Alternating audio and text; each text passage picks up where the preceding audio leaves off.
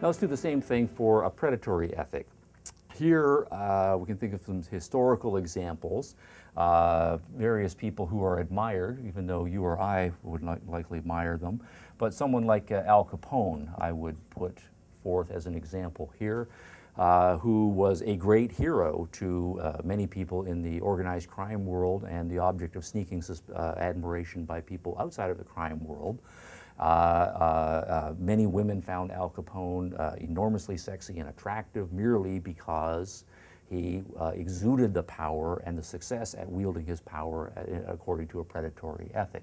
He climbed his way to the top of an organized crime hierarchy involving any number of predators embodying this particular ethical approach. He was the most successful at it, and so for those who are attracted to that kind of an ethical approach, he is then the exemplar and the person who is a role model here. I would cite various political dictators around the world. Unfortunately, there are a large number of them. People who are dictators in the political arena and usually in the economic arena as well operate according to a predatory ethic. They judge that to be the best mode of life, the one that's going to yield the best kind of results. And the ones that are successful are not only often proud of their achievements, but they also serve as role models to other people lower in the hierarchy. They will say, that's who I want to be when I am further along in my career.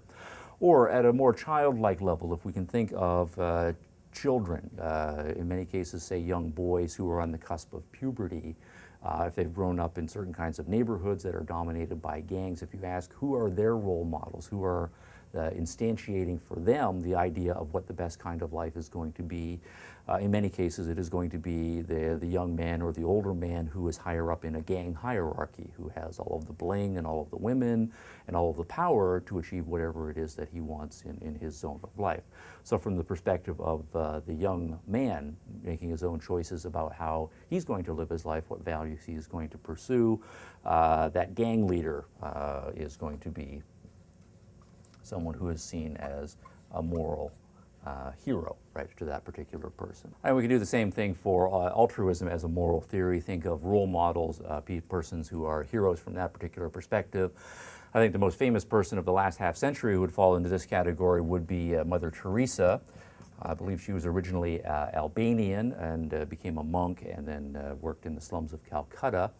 And clearly in that case, she's not thinking about how can I maximize my life values, achieve wealth and sexual pleasure and romance and all of those sorts of things. Instead, she gives all of those things up in order to dedicate herself to benefiting other people, particularly in this case, people who are extremely poor in Calcutta.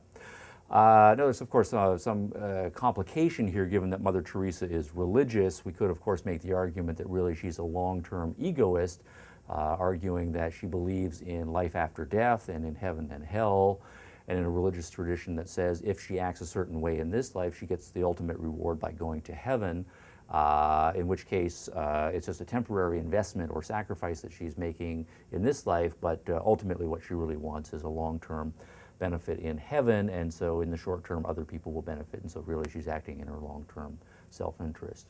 And there's a certain plausibility to that, and that leads us into some great controversies within religious ethics over the proper interpretation of moral motivation within, say, the Christian tradition, although there are variations in the other traditions as well, whether one should be motivated by works or whether one should be motivated deontologically out of a sense of duty, independent of long-term consequences to oneself or so on.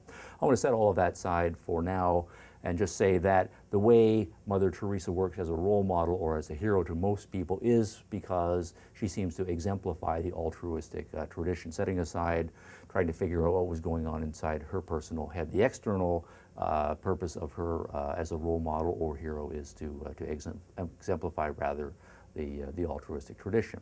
And so what we can then do as students, or as teachers rather, of students or as parents of children, and we're trying to uphold certain individuals as admirable, as worthy of respect, and to try to urge our students to emulate, what kind of people are we going to choose here?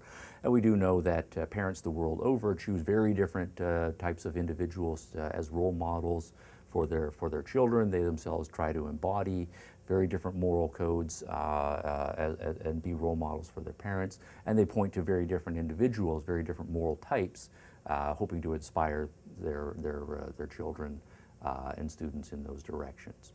So do we want to encourage our students to be the next Michael Jordan, the next Bill Gates, the next gang leader or dictator, or the next Mother Teresa? That's the moral choice in concrete that we are making here.